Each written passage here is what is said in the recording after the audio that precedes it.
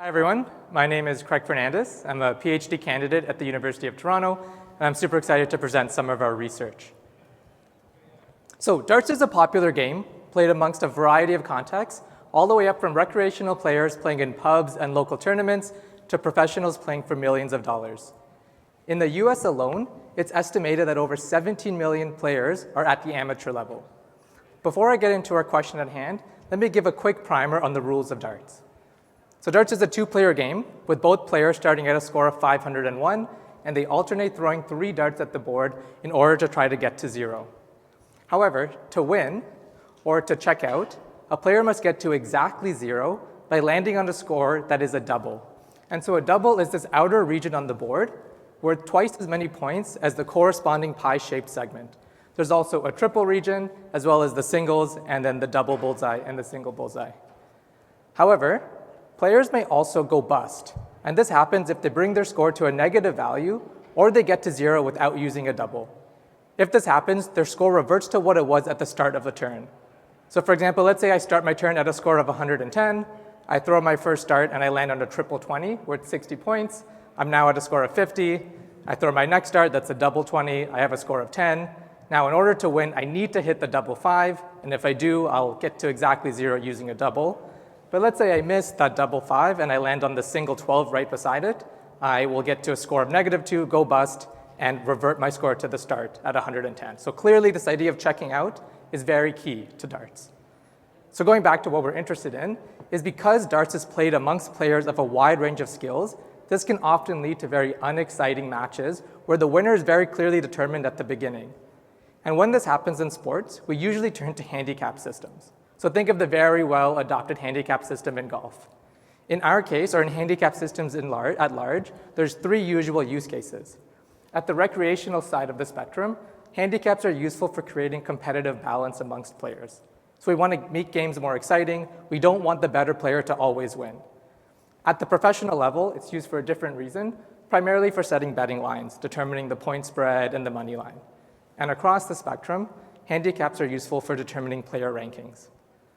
In this particular talk, we want to focus on creating competitive balance amongst recreational players. So currently, the National Dart Association, they promote a single handicap system, which is a head start. And so let's say we have these 2 players, they start at a score of 501, and they're both racing to 0. The current handicap gives the weaker player some sort of head start. However, it's unclear what the right value of a head start should be and whether this actually leads to true fairness, because this has never been scientifically validated. And so that's where our research comes in. Our research goals are threefold. We first want to model handicaps in darts using a Markov decision process. We want to evaluate the effectiveness of head start handicaps. And most excitingly, we want to propose a novel handicap system that uses credits. And so in our context, a credit is the same as deterministically choosing the outcome of a single throw. So for example, I can cash in my credit, and instead of actually throwing my dart, I can say I want a triple 17, and I'll get the value of a triple 17. And so these 3 goals all have the overarching aim of trying to lead to fairness. And so let me give a quick primer on our model. So we first have to define the states in our game, and so we have these 4 parameters. Theta is the score at the start of the turn, so 501 to 0. This is the number of credits remaining, the number of throws remaining in the turn, and the number of points gained in the turn so far. So for example, this particular state is a player starting with a score of 255. They have 4 credits remaining, 2 throws left in the turn, and have so far gained 36 points. So this implies that on their first throw, they gained 36 points.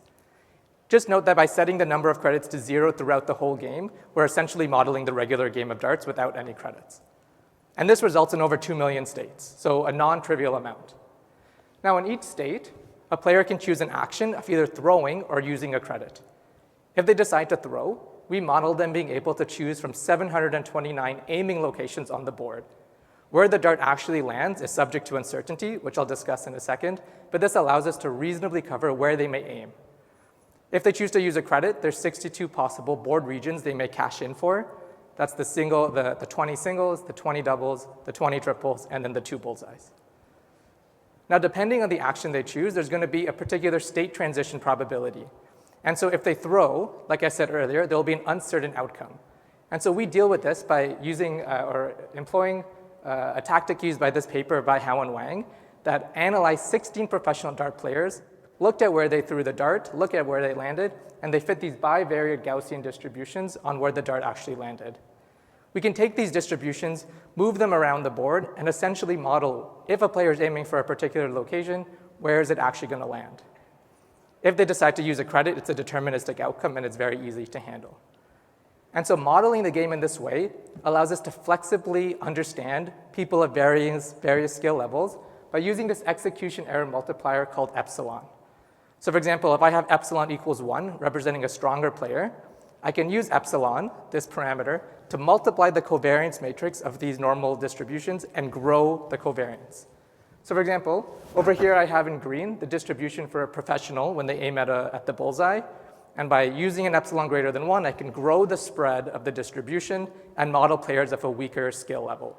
And by flexibly playing with epsilon, I have essentially a full spectrum of skill levels that I can play with. Lastly, we model players incurring a cost of 1 whenever they finish a turn. And therefore, when we minimize the cost of the model, we're minimizing the number of turns to check out, which is what a player wants to do. They want to finish as fast as possible. So this is all the parts of an MDP that we need, and we can solve it. I won't talk about the details in solving it, and instead jump right into the results. So I first plot the optimal strategy for various skill levels. And so one thing I want to point out is at the top we have the distribution for different levels of epsilon, and on the bottom row is the optimal aiming location over all states in the game. So it's a little bit hard to see, but if you see on the epsilon 1 all the way on the left for a professional, there's an orange blob on the triple 20, indicating that that is the optimal place to aim throughout the game because it's the most highest valued region on the board. However, when you go to epsilon equals 9, that optimal region shifts to the triple 19. And so even though it's worth less points, because it's adjacent to a 7 and a 3, which is higher value than a 5 and a 1 that the 20 is adjacent to, the optimal strategy is baking in the fact that a player at this skill level may miss. This is only magnified as we get into deeper and deeper or higher and higher epsilon values as the optimal strategy starts to constrict to the center of the board to avoid missing altogether. We can also plot the expected number of turns to check out for different values of execution error. So on the x-axis, I have the current score from 501 to 0. And on the y-axis, the expected turns to finish from that score. So we note for the different skill levels, as we go up the graph, it clearly takes longer to finish, which is intuitive. And as we go closer and closer to a score of 0, it's faster to finish from that point. What I want to point out is that as we get beyond 50, so from 50 to 0, we start to actually have an increase in the expected number of turns to finish. We have this Nike symbol start to emerge. And what's driving this behavior is that as we get closer to 0, the presence of going bust starts to magnify, and players get caught in this cycle of there are fewer and fewer regions that I can aim for that doesn't cause me to go bust. And this is especially true for weaker players. Next, I want to look at how the expected number of turns vary with our number of credits. So on the x-axis, I have the number of credits. On the y-axis, the expected turns to finish a game from the start of the game. So this is when everyone scores 501. Again, naturally, as we have more credits, we finish the game faster because we're giving the player an aid. I also note that amongst all the skill levels, all the lines converge when the number of credits equals 9. And so this corresponds in darts to what's called a perfect 9-dart finish. 9 darts is the fewest amount of darts we can mathematically go from 501 to 0. So 10 darts, 11 darts is redundant. We can only focus on 0 to 9. And last thing I want to take away from this figure is the steep slope from 0 to 1, representing the biggest bang for buck from having an extra credit. And when we analyze the optimal strategy from our MDP, it instructs players to always save it till the end of the game to use it to check out and to hit that final double in order to win the game. And so clearly what we're seeing in the data and in the model is the importance and the critical aspect of trying to check out. So armed with these insights, let's actually start talking about handicap systems. So we first focus on the current head start handicap that is used in practice today. So again, I plot on the left over there the current score on the x-axis and the number of turns to finish from that score. Let's focus on the bottom line, the red line, that represents a professional. If I draw this dotted line, we see it's around 5.8. So at the start of the game, it takes a professional around 5.8 turns to finish. If they were to face someone weaker than them, we would want to give that person a head start somewhere on that dotted line to equalize the number of turns it takes them to finish. However, when we look at the current Head Start handicap manual that are used across Canada and the States, the manual tells them to have the weaker player start where I plot those markers, all well above the dotted line. And so what we've immediately uncovered with our model is that the current Head Start handicap is still favoring the stronger player, despite claiming it's leading to parity. So naturally, we can propose an alternate Head Start, where we take the markers and we shift it down to the dotted line, and we can do that with our model and propose another Head Start handicap. And for example, it's hard to see on this figure, but if it's an epsilon 3 versus an epsilon 4, we would say the epsilon 4 should start at a score of 428. And so despite this, I want to put my, this is not the handicap system that we're most excited about or endorse for reasons that will soon be clear. We're very excited by this credit-based handicap. And so it's a similar idea, is we'll draw these dotted lines and determine the number of credits the weaker player needs to equalize the number of turns. And we can provide a similar lookup table. So now if it's an epsilon 3 versus an epsilon 4, the epsilon 4 needs 0.63 credits to equalize the expected number of turns. And the way to interpret this fractional number is similar to tennis. Darts is played over multiple rounds or legs. And so on average, we want them to have 0.63 credits. So in many games, they'll have 0, and in many games, they'll have 1, as long as we hit that average. And so now we want to ask, how well did these handicaps do in leading to true win probability of 50%? To answer that question, we turn to simulation. We solve the MDP for 2 players. We compute their strategy and simulate 10,000 matches, and then look at the win probabilities. And so a fair system would lead to a win probability of 50%. So if we look at the current Head Start handicap, the main thing I want to take away from this graph is I plot the win probability for the stronger player against all these different matchups. And overall, the stronger player wins 56% of the time. And so this is to be expected, right? We saw the markers were well above the dotted line, and so we still are clearly favoring the stronger player. In our alternate Head Start handicap, where we move those markers down, we actually overcorrect, and the average win probability for the stronger player drops down to 48%. So we're actually now favoring the weaker player. When we look at our credit-based handicap, we see that these win probabilities are all much closer to 50%. And in fact, on average, over all these different matchups, we get exactly the 50% we're looking for. And so we want to understand what drove this behavior of the 56 to the 48 to the perfect 50. And so to do that, we look at an illustrative example. So this is the number of turns it takes for an epsilon 1 versus an epsilon 8. The epsilon 8 is in purple over our 10,000 simulation. So clearly, the number of turns for the weaker player is well to the right of the stronger player. They're essentially never going to win without a handicap. When we give them the Head Start handicap that's currently used, we shift that distribution to the left, right, because they have some aid, but there's still a lot of probability mass to the right of the red distribution, and that's why that stronger player is winning more often. I want to highlight that that weaker player has a huge tail, right? Because of that cycle of going bust, they might get caught at the end of the game for a very long time.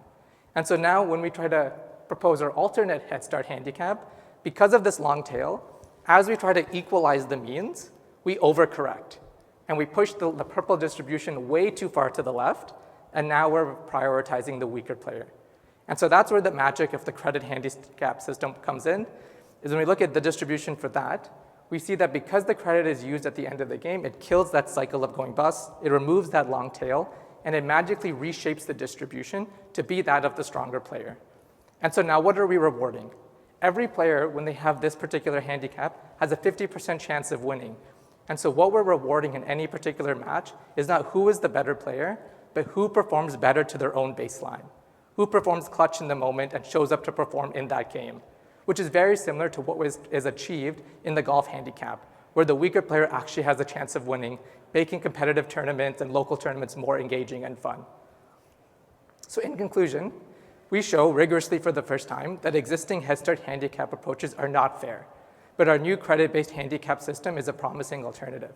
So some of our next steps is we're hoping to pilot this with local dart leagues in Toronto or in the US. So if anyone here in the audience is or is involved with the Dart League, please do reach out to us, or we'd be happy to collaborate. Thank you so much for listening. I'll be happy to answer any questions.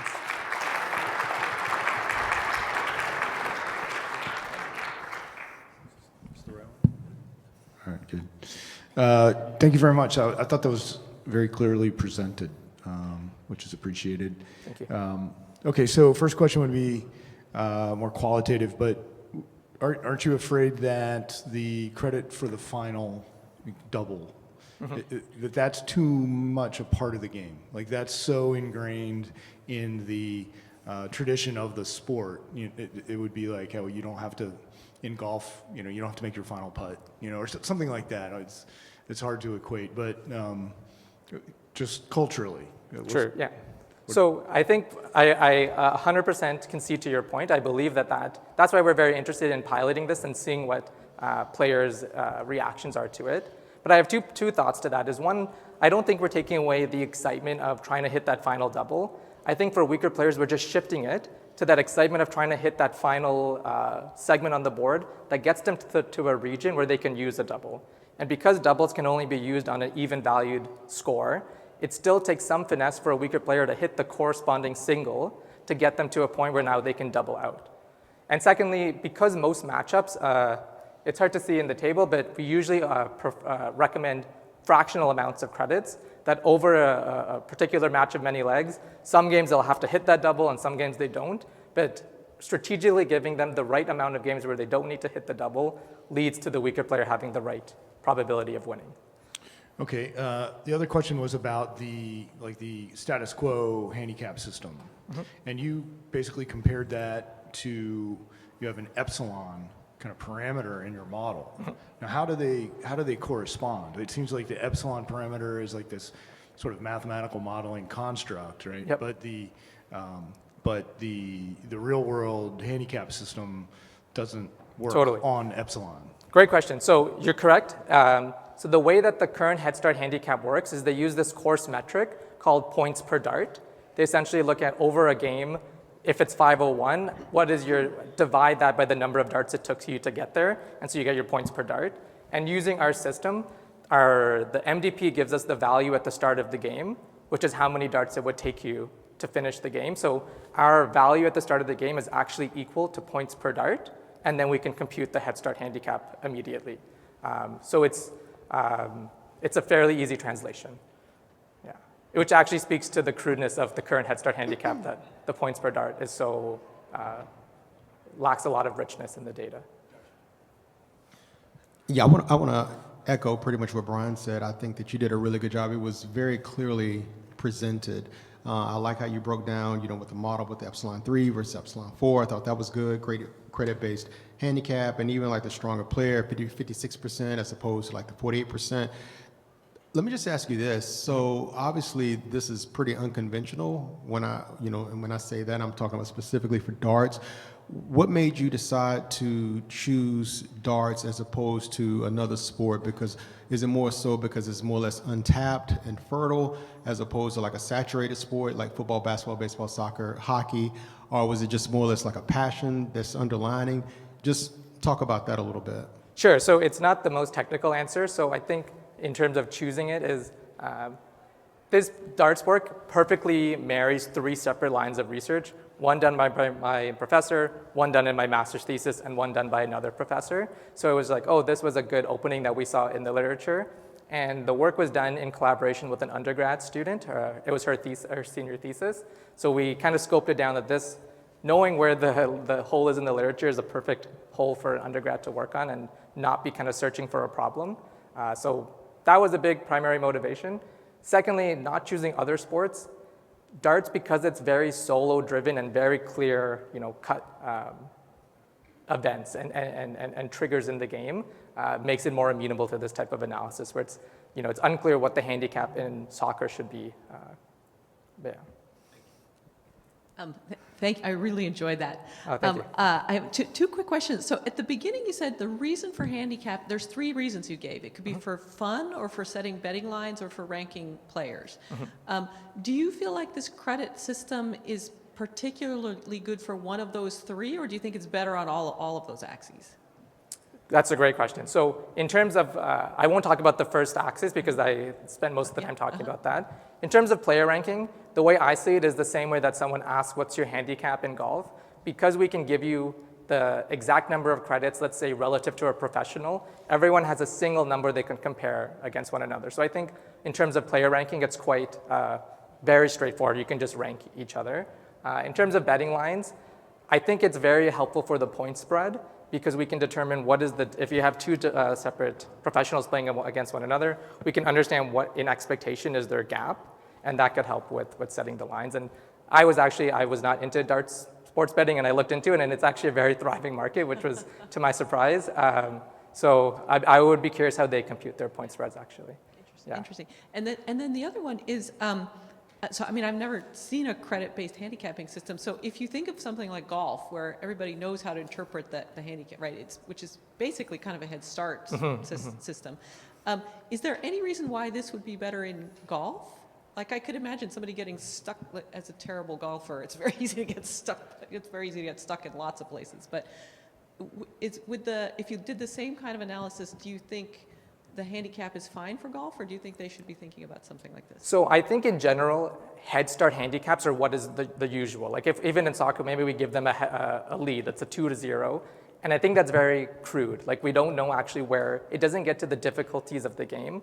If I were to think when I play golf against my buddies and they give me a head start, I would much rather not have to hit some of my approach shots and be able to use my, my credit then. Like I'm not gonna take my shot here rather than just have a generic head start. I think modeling that will take some finesse, but I think that's what the MDP is really good at highlighting. And my guess is depending on your weakness, is it would tell you to use your credit for your weakness, yeah. Thanks, that's No great. problem. Thank you.